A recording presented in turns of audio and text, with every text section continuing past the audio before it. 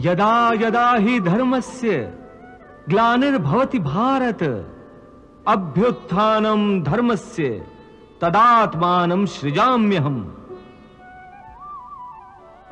जब जब सत्य और धर्म की हानि हो जाती है और अधर्म और असत्य की वृद्धि हो जाती है तथा पाप का साम्राज्य स्थापित हो जाता है, तब तब मैं अपने को प्रकट करता हूं।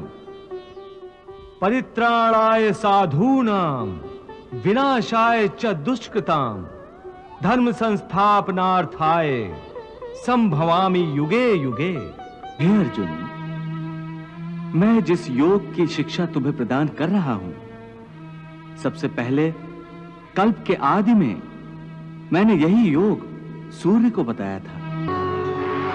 इमं विवस्वते योगम प्रोक्तवान हम व्ययम विवस्वान मनवे प्राह मनुरिक्ष्वा कवे ब्रवीत।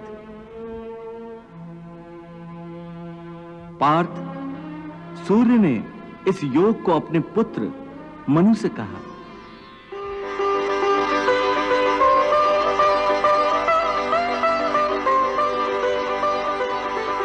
और मनु ने अपने पुत्र इक्ष्वाकु से कहा।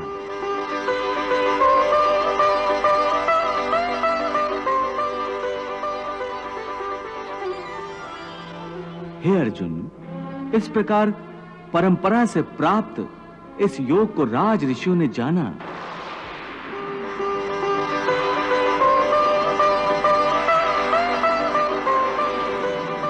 परंतु बहुत समय से यह योग इस लोक से लुप्त हो गया है। आज यही पुरातन योग मैंने तुझसे कहा है, क्योंकि तुम मेरे भक्त हो और सखा भी, इसलिए मैं तुम्हें यह गुप्त ज्ञान प्रदान कर रहा हूं। हे केशव, तुम तो कह रहे हो कि तुमने यह योग सूर्य से कहा था, परंतु तुम्हारा जन्म तो इसी काल में हुआ है और सूर्य का जन्म तो पुराना है। फिर तुमने यह योग सूर्य से कैसे कहा? हे अर्जुन, इस मृत्युलोक में तुम्हारे और मेरे अनेक जन्म हो चुके हैं और आगे भी होते रहेंगे। मैं भी अनेक बार इस मृत्युलोक पर अवतरित होता रहता हूं, परंतु तुम अज्ञान के कारण इस रहस्य को जानते नहीं हो और मैं दिव्यत्व के कारण जानता हूं। परंतु हे अर्जुन, मेरा जन्म साधारण प्राणियों की भांति नहीं होता। मैं अविनाशी हूं और अजन्मा भी हूं। मैं समस्त भू प्राणियों का ईश्वर हूं, इसलिए मेरा जन्म प्राकृत मनुष्यों के सदृश नहीं है। मैं प्रकृति को अधीन करके अपनी योग माया के द्वारा प्रकट होता हूं।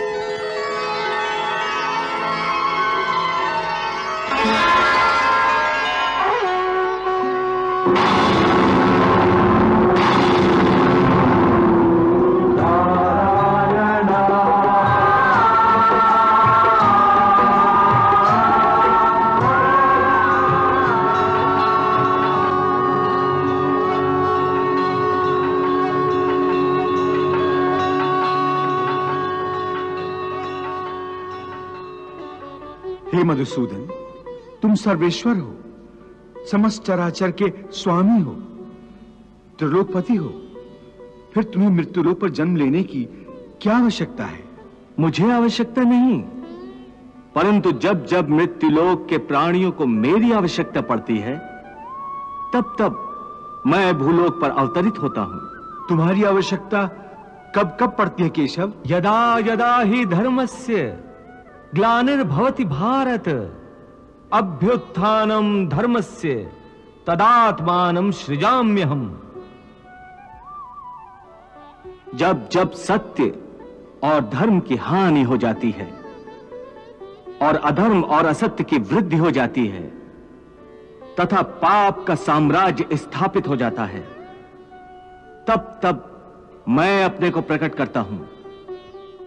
परित्राणाय साधूनां विनाशाय च दुष्कृतां धर्म संस्थापनार्थाय संभवामि युगे युगे। मेरे अवतार धारण करने के 3 कारण होते हैं। पहला, आतताइयों द्वारा पीड़ित साधु पुरुषों का उद्धार करना। दूसरा, दुष्टों का नाश करना। और तीसरा कारण है धर्म की पुनः स्थापना करना। इन्हीं कार्यों के लिए मैं हर युग में प्रकट होता हूं। मेरे जन्म और मेरे कर्म दोनों दिव्य हैं। जो प्राणी इस तत्व को जान जाता है, वो प्राणी जब अपने शरीर का त्याग करता है तो उसे पुनर्जन्म लेना नहीं पड़ता, वो सीधा मुझे ही प्राप्त होता है। हे केशव, मेरे मन में यह जानने की तीव्र जिज्ञासा है कि इस कृष्ण अवतार से पहले तुमने कब कब और क्यों अवतार धारण किया। अपना शिष्य तथा अपना सखा समझकर मेरी जिज्ञासा का उत्तर दो। हे अर्जुन, इस कल्प के आदि में सर्वप्रथम मैंने मत्स्य रूप में अवतार धारण किया था।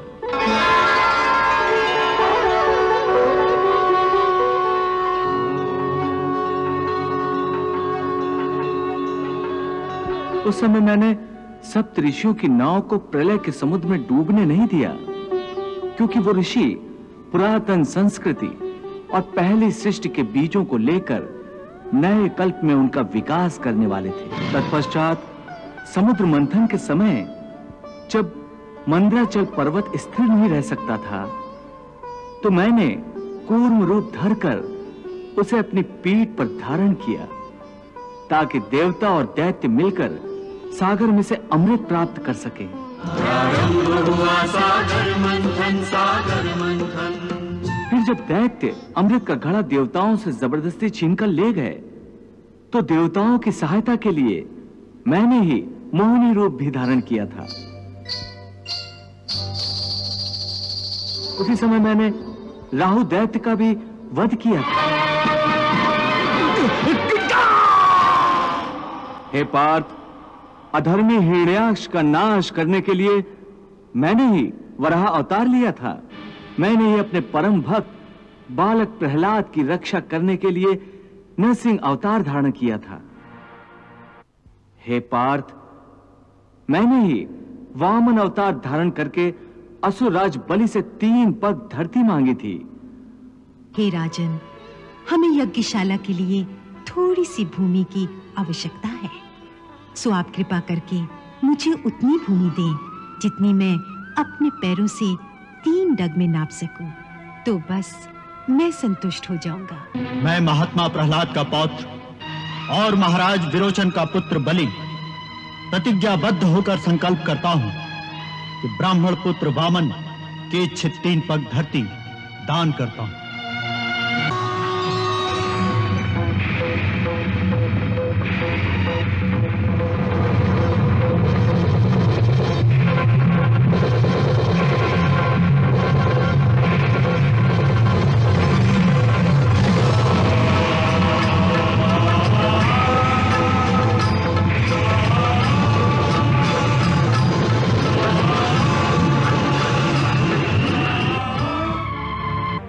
पग में तो मैंने सारी त्रिलोकी नाप ली। एक पैर से भूलोक, दूसरे पैर से स्वर्गलोक नाप लिया है। तीसरा पग रखने के लिए तुम मुझे कोई स्थान नहीं दे सकते। आप अपना तीसरा पैर मेरे सर पर रखिए।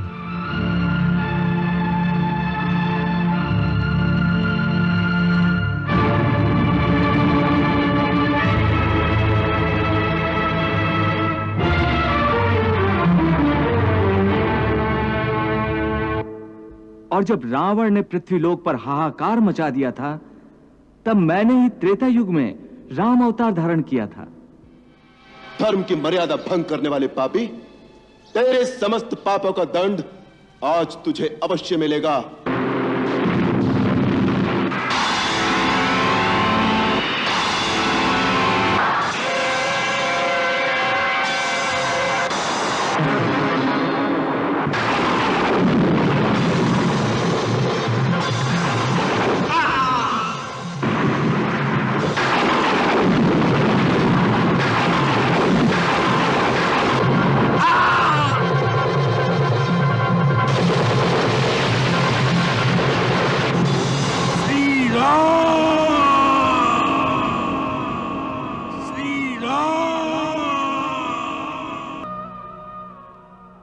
हे पार्थ, मेरे इस दिव्य और अलौकिक स्वरूप को ज्ञानी मनुष्य जानते हैं और मेरे बताए योग का आचरण करके मोक्ष प्राप्त करते हैं।